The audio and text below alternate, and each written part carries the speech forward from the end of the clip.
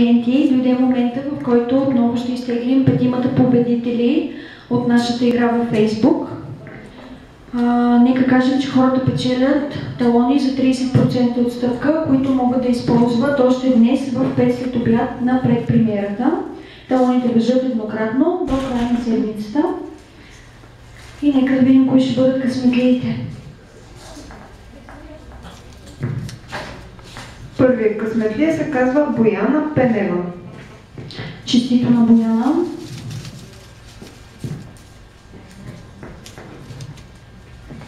Втория късметлия се казва Милена Стефанова. Третия е Гергана Николова.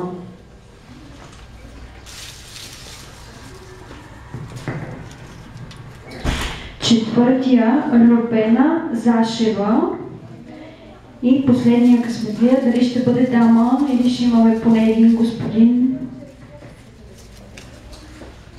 Анелия Адова. Отново само дами.